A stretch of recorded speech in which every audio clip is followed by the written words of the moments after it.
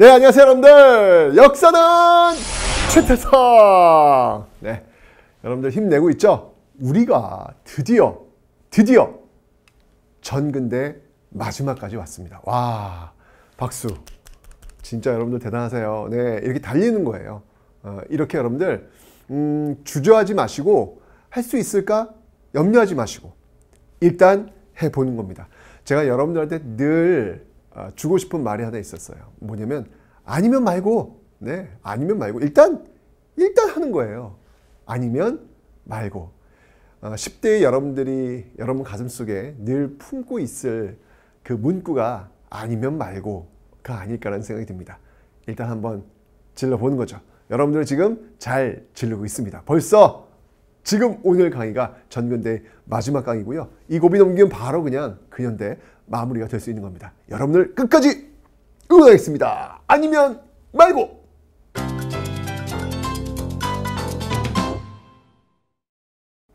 자, 여러분들 이 조선 문화 파트를 이제 마지막으로 이제 배우시게 될 텐데, 조선 문화 파트에서 시험 나오는 건 딱 두 개 축이에요. 15세기 민족적이고 자주적인 문화, 세종 때의 문화, 요거 묻는 문제 나오거나, 또는 조선 후기 서민 문화의 발달과 관련된 풍속화 또는 진경산수화의 시대 조선 후기, 이것을 경제와 연결해서 물어보는 문제. 조선 후기냐, 조선 전기냐, 세종이냐, 서민 문화의 성장이냐, 요 두 개 중에서 한 문제가 선택돼서 반드시 나온다는 것을 잊지 마시기 바랍니다.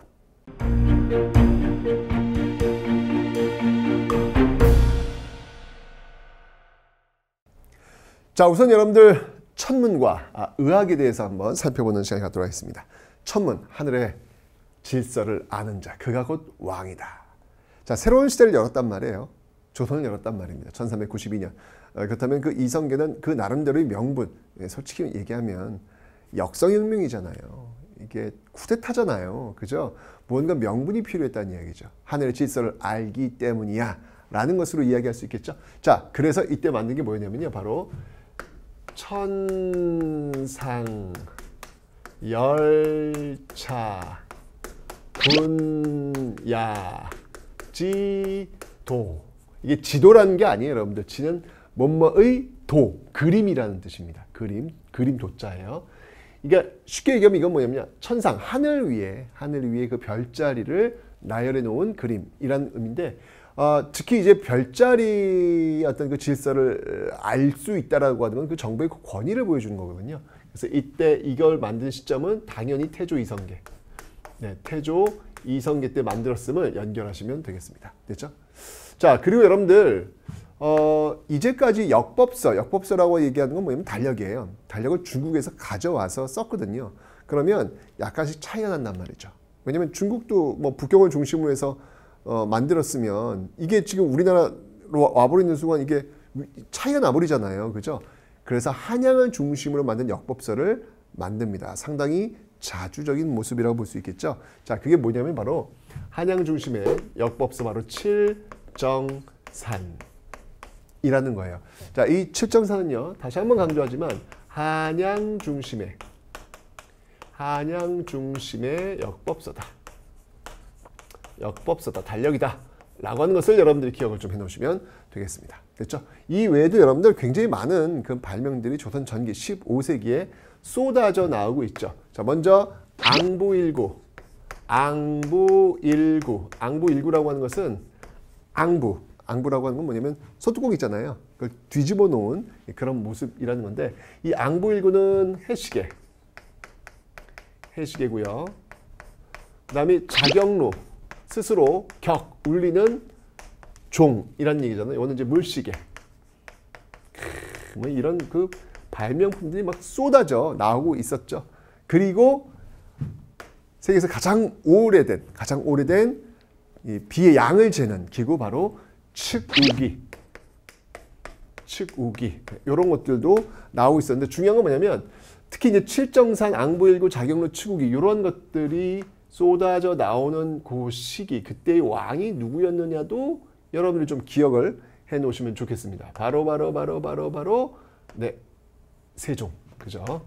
네, 세종이었음을 기억하시면 되겠습니다. 하여튼 정말 이 세종 때는요, 정말 이렇게 발명품들이 정말 쏟아져 나왔고 자주적인 어떤 그런 문화들이 등장했던 시기가 바로 세종 시기다라는 걸 볼 수 있겠습니다. 세종 기억하시면 되고요.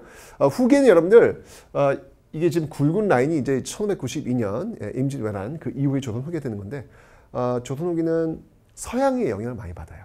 그래서 서양 역법서 이게 전개는 왜 칠정산 한양 중심 역법서로 있었는데 후계는 서양의 역법에 영향을 많이 받습니다. 이걸 뭐라고 하면 시헌력이라고 해요.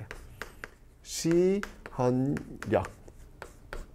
네, 이것은 바로 서양의 역법과 관련이 있다라는 거 여러분이 기억을 좀 해놓으시면 되겠습니다. 됐죠? 뭐 이 정도만 여러분들이 청문회에서는 기억하시면 되겠습니다.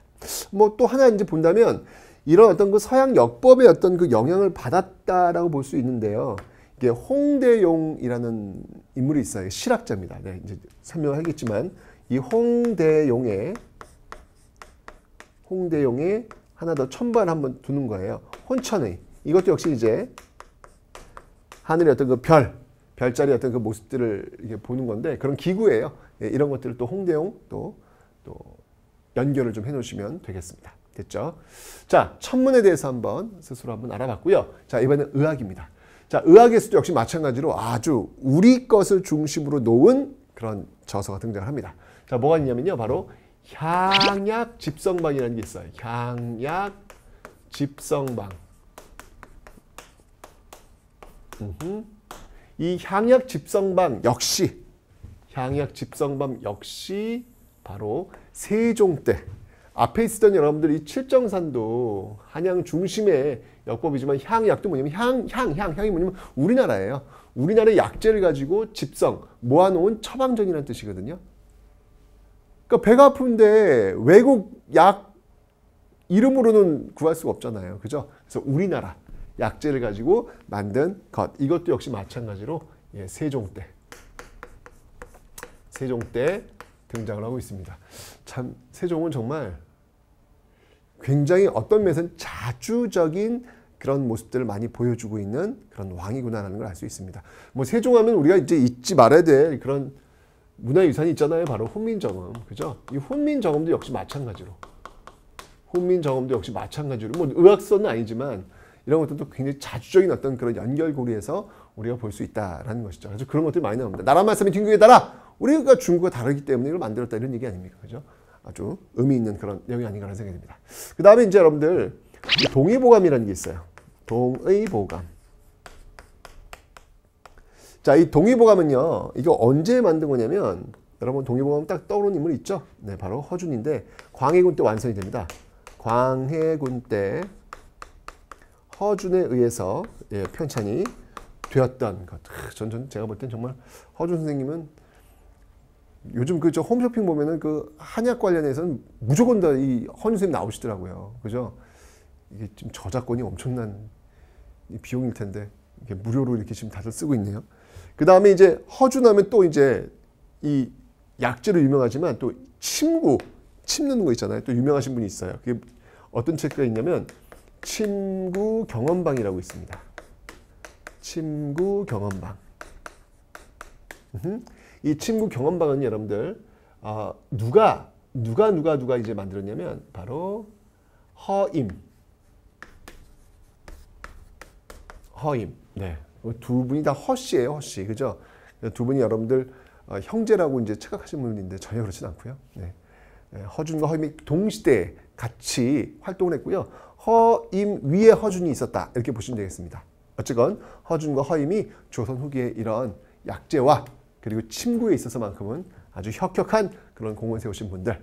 자, 이게 바로 조선 전기 천문과 의학, 그리고 조선 후기와 구분해서 설명을 드렸습니다.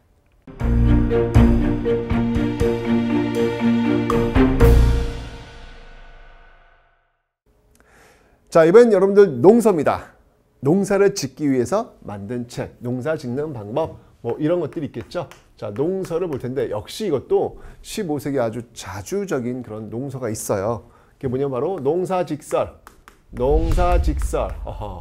이 농사직설은 뭐냐면 우리 농민들의 경험을 바탕으로 해서 만든 농서입니다. 그 이전까지는 중국에 있는 농서를 가져왔거든요. 근데 우리 농민들의 경험 바탕, 역시 이것도 어느 왕일까요? 이제 느낌이 오시죠? 맞습니다. 이것도 역시 세종 때. 정말 어떤 그 일관성이 있어요. 그죠? 네, 이런 모습들도 있다. 그 다음에 이제 조선 후기에 오면요, 여러분들 농가집성이라는 농서가 있고, 또 색경이라는 농서가 있어요. 이거 야한 책 아니에요, 여러분들. 참 이게 자꾸 이 색경 나오면 야한 책이라고 생각을 하시는데 그렇지 않고요.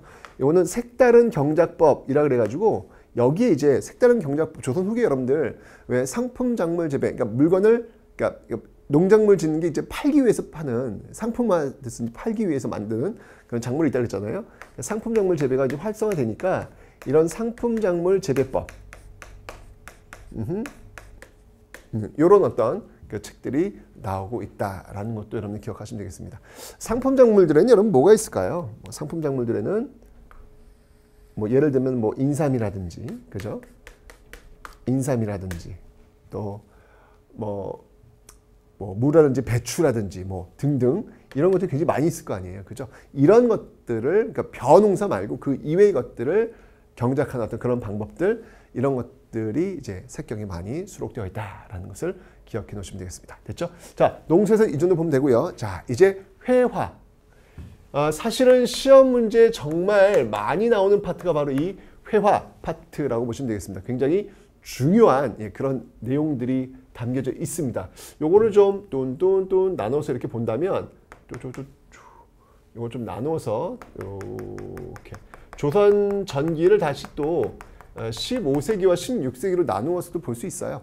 자, 먼저 조선 전기 15세기에 있었던 대표적인 그림이 있다면 몽유도원도. 여러분 이건요, 지금 이제 사진이 뜰 텐데 사진을 보시고 이게 15세기 작품이야 기억하시면 돼요. 뭔가 말 그대로 꿈몽자예요. 이 꿈속에 어떤 신선들이 다 놓이는 어떤 그런 공간을 지금 안견이 그렸죠. 안견이 있고, 그 다음에 또 뭐가 있냐면 고사관수도가 있어요. 고사관수도. 자, 이건 강희안이 그린 그림인데요. 나 이렇게 살고 싶어 정말. 물소리 들으면서 물 바라보면서 그냥 멍 때리면서 사는 어떤 그런 모습들. 부럽지 않습니까, 여러분들? 네.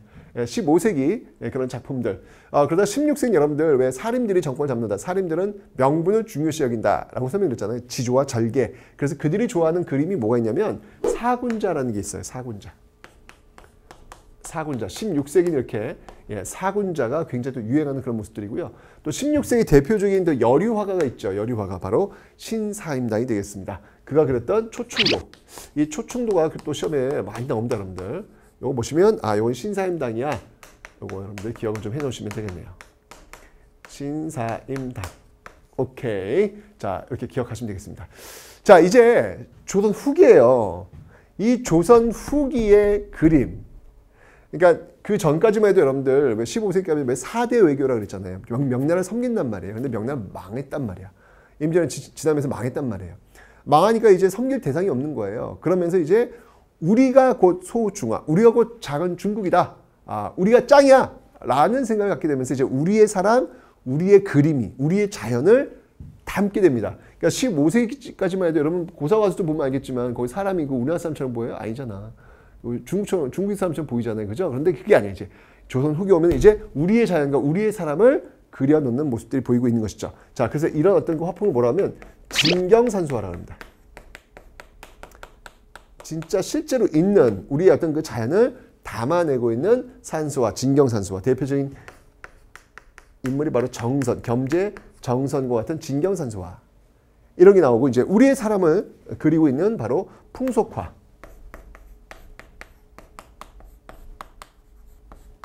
풍속화도 이제 이때 나오죠. 대표적인 풍속화의 대가가 있다면 누가 있을까요, 여러분들? 네, 바로 김홍도와 신윤복을 들 수 있겠죠. 김홍도와 신윤복, 어떤 풍속화, 이런 것들이 바로 조선후기의 대표적인 어떤 그런 그 화풍의 모습들을 지금 보이고 있다라는 겁니다. 굉장히 시험에 진짜 잘 나오는 거예요. 여러분, 이게 딱 나오면 이거 무조건 조선후기야. 이게 시험 이 그림을 딱 보여주고 조선후기 그 사회상 또는 경제상을 묻는 그런 문제들이 굉장히 많이 나오거든요. 꼭 그림을 기억해 놓으시기 바랍니다. 이 그림 말고 또 있어요, 여러분들. 바로 민화라는 게 있어요. 민화. 민화. 이제 좀 조선 후기에 좀 먹고 살만해지는 사람들이 등장하니까 먹고 살만하면 이제 어떤 문화에 대해서 관심들이 많거든요. 그래서 이런 민화의 어떤 그 유행이라고 하는 것은 바로 서민 문화의 발달. 그만큼 이 서민 문화가 발달했다라는 것을 보여주고 있다라는 것이죠. 굉장히 중요한 부분입니다. 서민 문화의 발달, 조선 후기의 어떤 특징이라고 볼 수 있는데 이런 서민 문화의 발달을 보여줄 수 있는 뭐 대표적인 게 있다면 바로 한글 소설, 한글 소설 이런 것들이 유행을 했다라고 볼 수 있겠죠. 한글 소설. 이게 얼마나 그 당시에 그 어떤 신데렐라 꿈을 꾸고 있는. 그러니까 요즘 여러분들 왜 그 드라마 같은 거 보면은 막 그런 거 있잖아요. 막 재벌 그쪽에 평범한 사람이 뭐 결혼을 해가지고 말이죠. 막 진짜 빵 터지게 되는 뭐 그런 거 있잖아. 그런 과정들 모습들 이런 것도 마찬가지예요. 그 당시에 예를 들면 심청전 같은 경우, 그러니까 대표적인 그런 케이스 아닙니까? 춘향전도 마찬가지고요. 이런 어떤 뭐 홍길동전, 춘향전, 심청전과 같은 이런 한글 소설들이 유행을 하고 있다. 홍길동전, 뭐 심청전,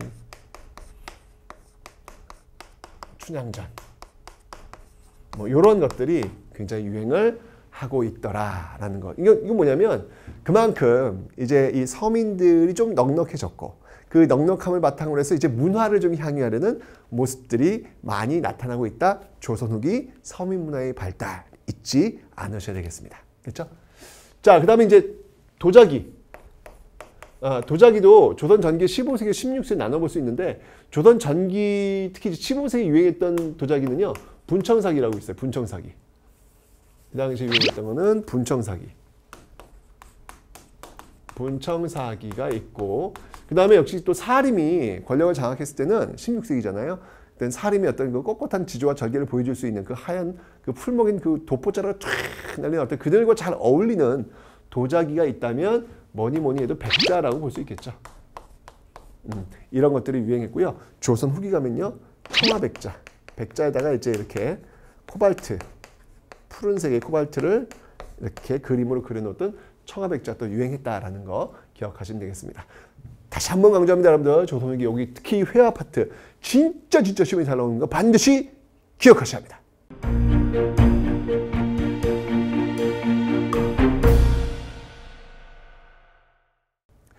자, 이번엔요. 역사와 지리, 건축에 대해서 한번 살펴볼 텐데 먼저 역사입니다. 역사. 자, 역사인데 자, 조선 전기 일단 여러분들 항상 한 왕조가 새롭게 들어서면 그 앞에 있는 왕조의 역사를 정리를 해요. 뭐 예를 들면 고려시대 삼국사기, 고려인데 그 앞에 시대 삼국의 역사를 정리한 역사서가 나오는 거예요. 김부식이 삼국사인 그래서 나오는 겁니다. 조선도 마찬가지죠. 조선이 있어. 그러면 그 앞에 왕조를 정리를 해야 되겠죠. 그래서 이때 편찬된 것이 있습니다. 그게 바로 고려사라는 겁니다. 고려사. 그 다음에 이 통사인데요. 바로 동국통감이라는 게 있어요. 동국통감. 동국통감은 특히 성종 때 쓰여진 역사서이기도 합니다. 쭉 통사류로 쓴 역사서인데 성종하면 여러분 알죠? 홍문관, 그죠? 그리고 경국대제는 완성, 그 왕 때 지금 쓰여진 역사서가 되겠습니다. 동국통감 있고요. 그 다음에 이제 뭐니 해도 조선하면 여러분들 실록이죠, 실록. 이건 뭐 조선 전기에만 만들어진 건 아니고요. 쭉 연결돼서 정말 우리나라가 기록의 나라라는 것을 아주 그냥 상징적으로 보여줬던 건데, 이거는 시간 순서를 쭉 썼던 편년책. 그러니까 일기식이라고 보시면 돼요. 여러분 일기 매일매일 쓰잖아요. 그런 것처럼 거의 매일매일 어떤 기록들을 지금 쓰고 있는 건데, 이것은 바로 유네스코 세계 기록 유산입니다. 세계 기록 유산임을 잘 알고 있겠죠? 오케이. 아주 중요한 역사서들이었습니다. 자, 조선 후기에 오면 여러분들 제가 다시 한번 얘기했지만 이제 우리 거에 대한 관심. 중국이라는 나라가 망했잖아요. 이제 명나라 망했잖아. 그럼 이제 그 명예 법통을 이어받은 우리야말로 정말 짱! 우리 역사. 진경산수화라든지 풍속화라든지 우리의 자연과 우리의 그림이 나오듯이 우리의 역사를 중시하는 것들이 등장을 하는 겁니다. 자, 그 대표 중에 뭐냐면요. 바로 동사라는 게 있습니다. 동사. 동자라고 하는 건 여기서 지금 동자잖아요. 동국, 동쪽. 이게 다 우리나라예요, 우리나라. 예, 우리나라 지금 동쪽에 있으니까 우리나라의 역사를 얘기하는 것 같은데요. 이 동사는 어느 나라의 역사를 지금 기술을 했냐면 특히 고구려. 고구려. 와우. 중국과 맞서 싸웠던 그런 전통 있는 나라가 바로 고구려 아닙니까? 그 고구려 역사를 지금 담고 있고요. 그 다음에 여러분들 발해고라는 게 있어요. 발해고. 발해고는 여러분들 잘 알겠지만 유득공이 썼던 그 역사서가 되겠죠. 이때 이제 여러분들 어떤 단어가 등장하냐면 바로 남북국이라는 단어가 등장을 해요. 남북국 시대는 이제 여기서부터 등장을 하고 있는 것이죠. 어쨌건 지금 보면 알겠지만 고구려라든지 발해라든지 이런 역사라고 하는 건 뭐냐면 우리의 어떤 시야를 어디까지 한반도에 지금 딱 국한시킨 것이 아니라 바로 만주까지도 그 시야를 지금 넓히고 있다. 예, 우리 역사를 이 만주까지도 쭉 넓혀가지고 지금 들어오게 만들었다는 역사의 의의가 있는 것이죠. 그 이전까지만 해도 그냥 그 고려면 고려였던 그 좁은 공간, 조선이면 좁은 것도 공간, 요것만 우리 역사로 했는데 이제 그 역사를 더 넓히는 그런 모습들이 지금 조선 후기에 나타나고 있다. 왜? 우리 것에 대한 자부심, 우리 것에 대한 어떤 그 관심들이 이렇게 늘어났기 때문에 나타나고 있는 모습입니다. 됐죠, 여러분들? 역사 잘 정리해 놓으시면 되겠습니다. 자, 그 다음에 이제 지리를 한번 좀 살펴볼게요. 지리. 자, 이 지리는요, 일단 기본적으로 이제 지도를 만드는 이유 또는 지리서를 만드는 이유가 있어요. 그 이유가 뭐냐면 바로 조선 전기는요, 중앙집권 추구예요. 자, 여러분 분명히 제가 설명드렸어요. 예, 조선을 세운 사람들은 바로 그 혁명파 사대부다. 그래서 조선 건국에 참여하지 않았던 그 온건파 사대부들을 감시할 필요가 있잖아요. 그러니까 중앙에서 지방을 통제해야 돼요. 그런 목적에서 이 중앙에서 지도를 또는 지리서를 만들고 있는 것이죠. 대표적인 것이 있다면 혼일, 강리, 역대, 국도, 지도 라는 게 있습니다. 자, 이 혼일, 강리, 역대, 국도, 지도는요, 이건 굉장히 중요한 타이틀이 하나 붙습니다. 자, 뭐냐면 현존하는 동양에서 가장 오래된 세계 지도라는 사실이에요. 현존하는 동양에서 가장 오래된 최고의 세계 지도다. 근데 이거 보시면 알겠지만 여러분들 세계 지도인데 뭐 타이틀은 좋긴 한데 딱 보면 알겠지만 중국이 너무 커. 세계의 거의 세계의 거의 80%는 중국이야. 왜곡돼 있다는 얘기죠. 우리도 엄청 커. 네. 이건 뭐냐면 중국 중심의 어떤 성리학이 어떤 반영되어 있는 어떤 그런 어떤 그 지도다라는 걸 볼 수 있다는 얘기죠. 중국 중심의 어떤 세계가 아니라 성리학이니까, 그죠? 15세기 다 이랬어요. 15세기, 16세기는 이런 모습들이었는데 이제 조선 후기 와서는 이제 그 양상이 좀 달라지겠죠. 특히 조선 후기에 이제 지도나 지리서를 만든 이유, 목적 중에 하나는 뭐냐면요. 바로 상업이 발달했기 때문이에요. 상업 발달의 반영.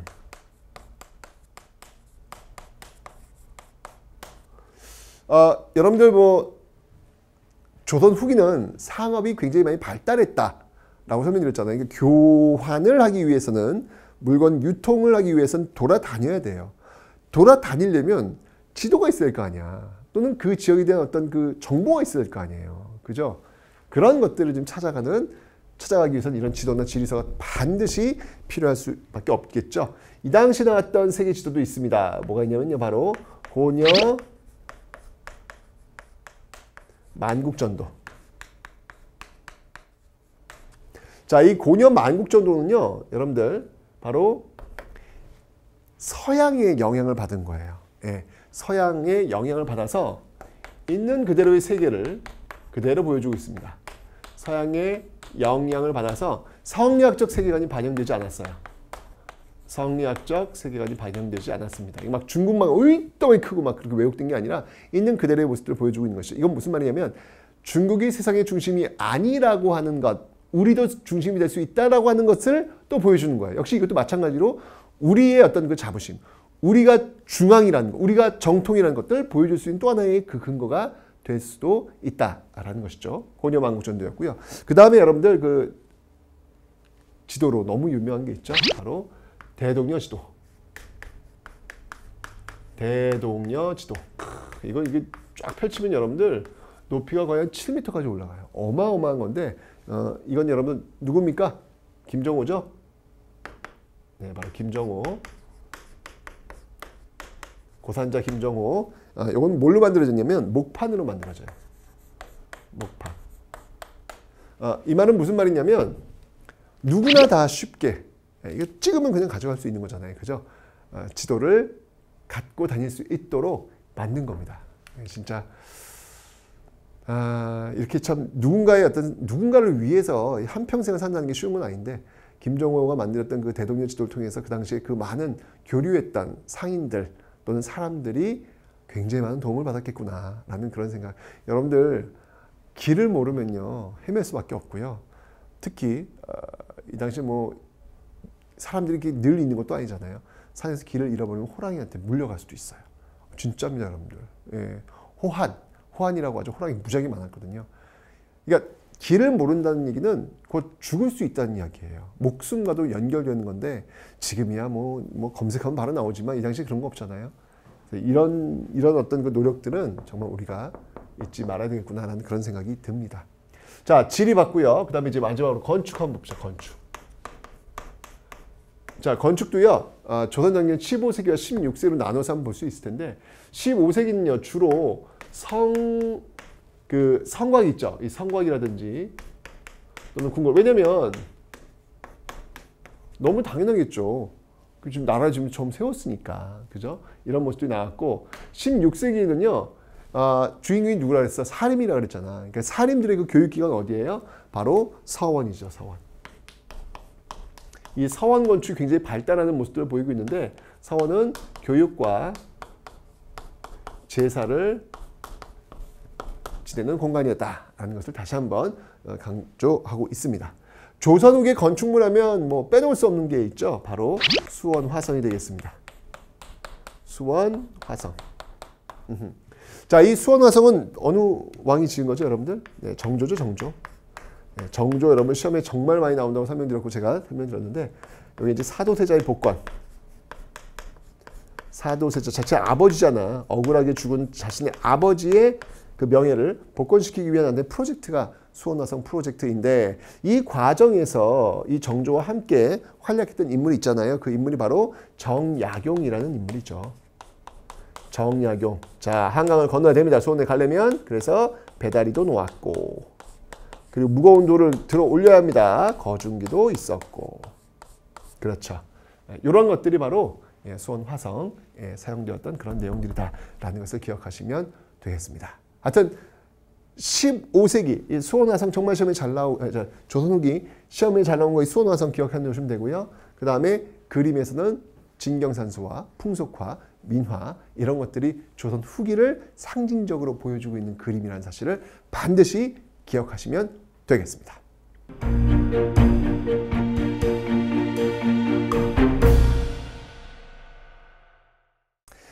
자, 이제 조선의 그 유학을 좀 한번 좀 집중적으로 좀 알아볼 필요가 있겠습니다. 문화축 한번 살펴봤으니까요. 유학을 한번 볼 텐데, 자, 우선 조선 성리학의 나라입니다. 성리학이라고 하는 것은 정통과 이 명분을 따지는 서열을 잡는 거예요.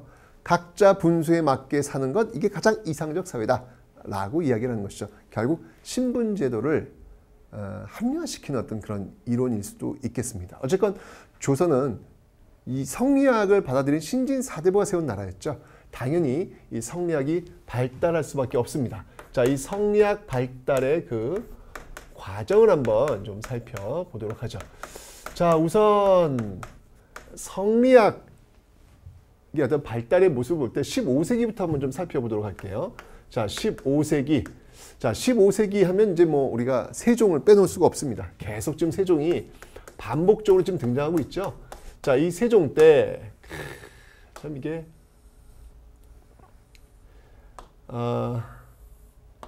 이때 정말 그 폐륜 사건이 하나 벌어져요. 예.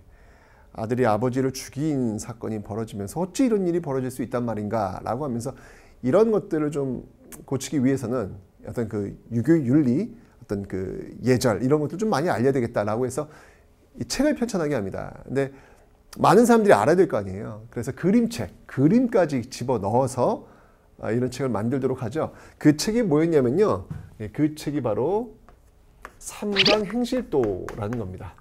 삼강행실도라는 책이에요. 이건 뭐 그림까지 그려져 있습니다. 글씨를 못 읽는 사람은 그림을 봐서 좀 알 수 있도록 만든 책이었죠.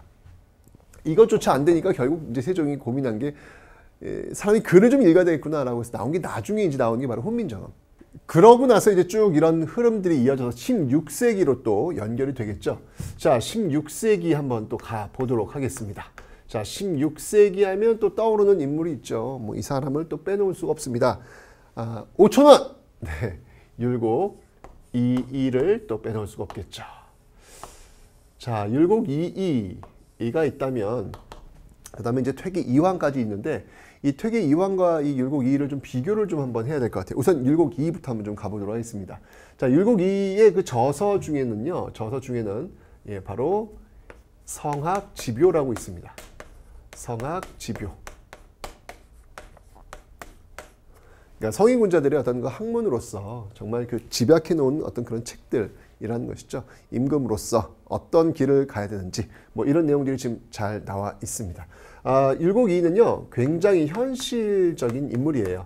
네, 성리학자였지만 상당히 개혁적인 그런 인물이었다라고 하는 거 율곡 이이 떠올리시면 되고요.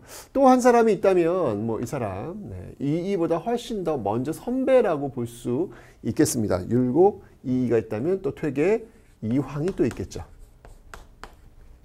자, 이 퇴계 이황 같은 경우는 여러분들 뭐 천원 집회에 또 나오시는 그런 분인데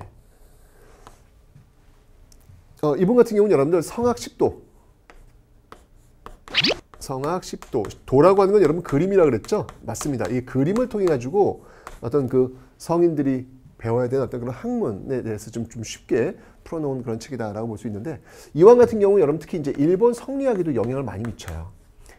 퇴계 이황을 공부하려면 일본에 가라라는 말이 있을 정도로 일본에서 이 퇴계학에 대해서 굉장히 많이 연구를 해놓았을 정도로 이황이 일본에 굉장히 많은 영향을 미쳤다라는 것을 정리해 놓으시면 되겠습니다. 자, 이렇게 전성시대죠 뭐 15세기, 16세기 임진왜란 이전까지만 해도 성리학이 정말로 잘 나갔던 그런 시대였습니다만 이제 쭉 1592년 쭉 1592년 이 시기를 이렇게 한번 좀 잘라서 한번 보도록 할까요? 쭉 잘라서 항상 조선시대는 1592, 1592년으로 나누어서 볼 수 있다라고 설명드렸잖아요. 그죠? 자, 이렇게 되면서 굉장히 큰 변화가 옵니다. 이렇게 성리학 전성시대에서 이제 조선 후기로 오면서 많은 변화가 오게 되는데 조선 후기는 여러분들 이렇게 볼 수 있어요. 이 조선 후기는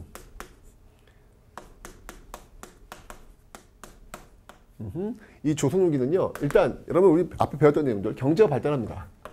네, 굉장히 경제가 발달했고 그 다음에 신분제가 굉장히 동요되고 있다라고 설명드렸잖아요. 그죠? 양반수는 증가하고 상민과 노비수는 감소하고 있는 모습들 여러분들 기억하셨잖아요. 그죠? 자, 이런 과정 속에서 어떤 모습들이 보여지냐면 양반들의 권위는 추락합니다. 뭐 일단 뭐 임진왜란 때 제일 먼저 도망간 것도 사실은 양반들이었잖아요. 그죠?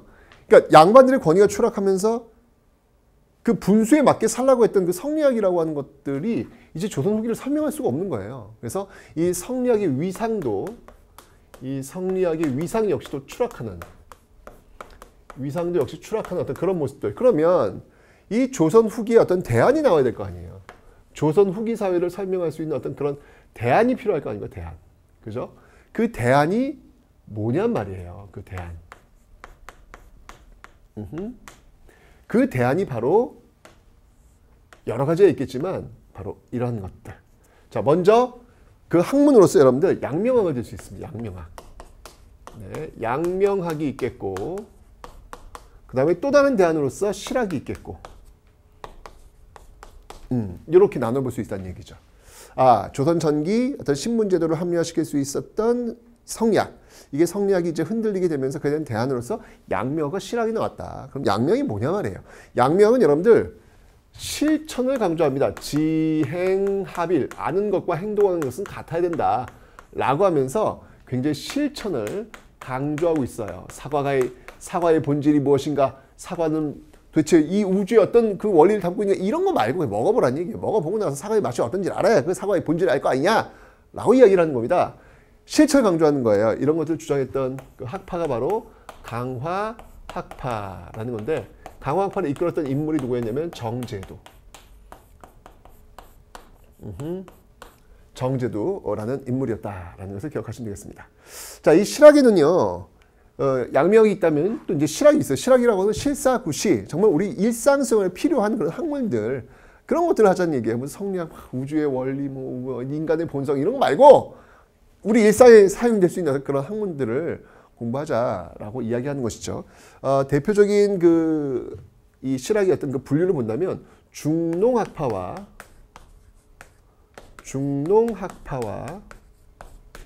그다음에 중상학파는 아닙니다. 중상학파. 여기서 중이라고 하는 건 뭐냐면 중요시 여긴다는 거예요. 농업을 중시 여기는 학파, 그다음에 상업을 중시하는 학파라는 것이죠. 자, 이 중농학파와 중상학파를 한번 구분을 한번 해볼게요. 먼저 이 중농학파에서 중요시 여기는 건 뭐냐면요. 이 조선 후기가 되면 여러분들 이 광작 경영이 가능해지면서 한 사람이 너무나 넓은 토지를 갖는 거예요. 그 한 사람이 넓은 토지를 갖는 그 한 사람은 대부분 양반 지주일 가능성이 많겠죠. 이러니까 일반 농민들은 자기 땅을 못 갖는 거예요. 얼마나 힘들겠어요. 그래서 그런 스스로가 경작하는 땅, 이런 어떤 사회를 만들자라고 해서 이 중농학파는요, 자영농 육성이 목표예요. 자영농 육성이 목표입니다. 그러면서 토지 분배로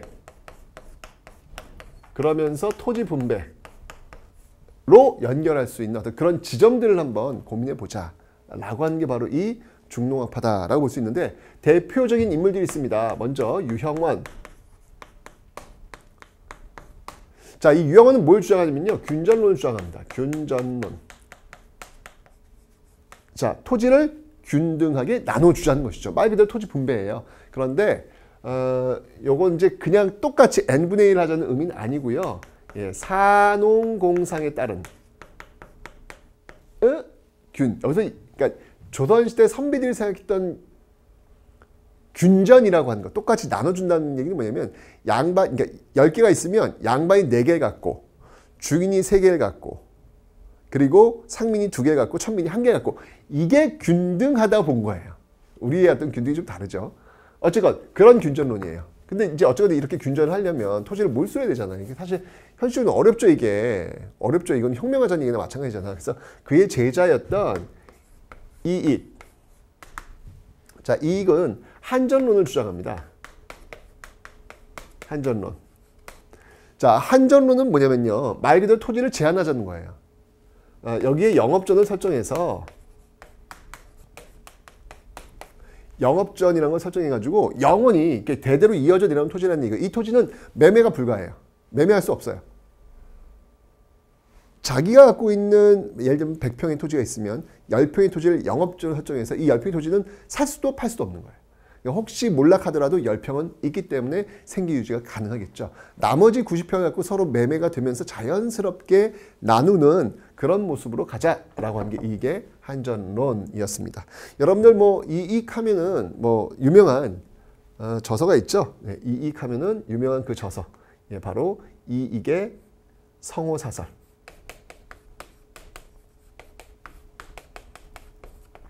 이익의 성호사설. 뭐 이 정도는 뭐 하나 기억을 좀 해놓으시면 되겠습니다. 그 다음에 이 중농학파의 대표적인 인물이 바로 정약용이죠. 정약용. 자, 이 정약용은요, 어떤 토지 제도를 들고 나오냐면 여전론을 들고 나와요. 여전론. 여전론은 뭐냐면 마을이 공동으로 그 토지를 소유하고 있는 거예요. 예, 마을 여자예요. 마을 여자. 마을 여자. 마을의 어떤 토지인데 공동으로 노동하고 공동으로 그 노동력에 따라서 이제 생산물을 나누는 그런 어떤 파격적인 그런 토지 분배안을 들고 나온 겁니다. 이게 어찌 본다면 이거 사회주의 사상과도 좀 연결될 수 있는 어떤 그런 지점들이 보이는 정말 파격적인 건데, 나중에는 이제 여전론에서 이제 정전제까지 또 연결이 돼요. 정전제. 정전제는 여러분들 왜 샤 표시 알죠? 샤 표시. 요거 샤 표시. 그죠? 그래서 가운데, 요 가운데는 가운데서 나오는 수확량. 요 수확량은 요거는 세금 내는 거예요. 그다음에 나머지는 개인이 경작을 하는 이런 어떤 형태의 어떤 정전제를 들고 나오고 있더라라는 거 기억하시면 되겠습니다. 정약용의 어떤 저서라고 하면은 1표 2서, 그죠? 1표 2서. 1표는 경세유표, 2서는 흠흠신서, 목민심서, 그죠? 경세유표는 진짜 말 그대로 어떤 국가 개혁안을 얘기하는 것이고요. 그 다음에 흠흠신서는 이거는 법전이에요. 그러니까 판례, 법에 대한 판례. 정말 신중하게 또 이제 고민하라는 어떤 그런 판례. 그 다음에 또 목민심서는 지방관이 어떤 것을 보여야 되는지, 뭐 1표에서 아주 유명한 그런 저서가 있죠. 정약용이었습니다. 이런 사람들이 바로 중농학파들이고요. 중상학파는 뭐냐면요. 다른 말로 뭐라고 하냐면 중상학파를 다른 말로 북학파라고도 해요. 박제가의 그 북학의에서 사실 따온 이름이기도 한데요.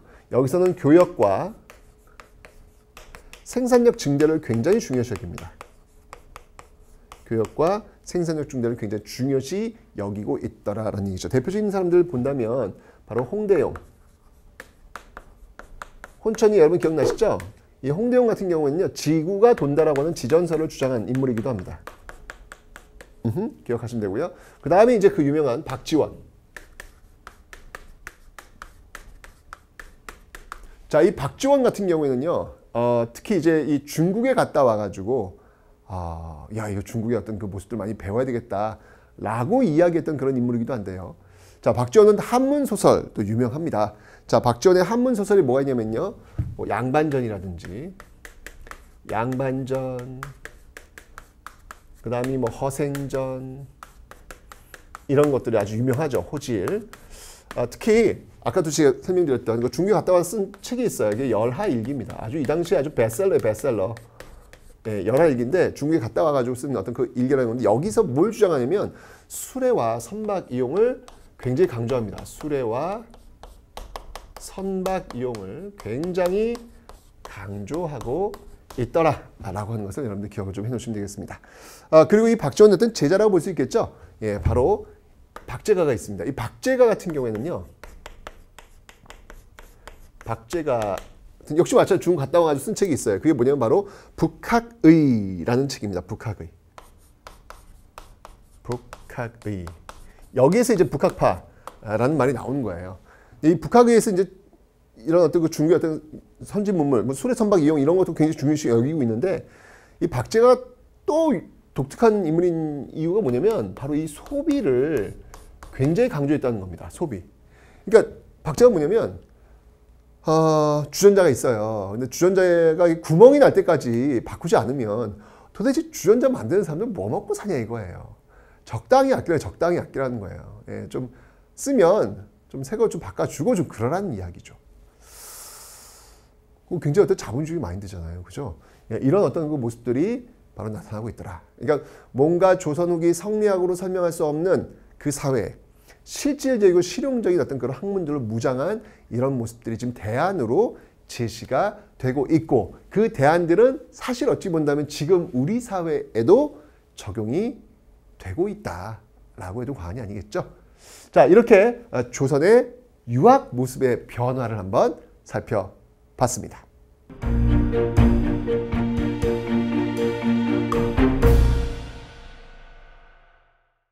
자, 이제 마지막으로 종교입니다. 종교에 대해서 한번 살펴보도록 하죠. 이 종교도 조선 후기에 굉장히 큰 변화를 가져와요.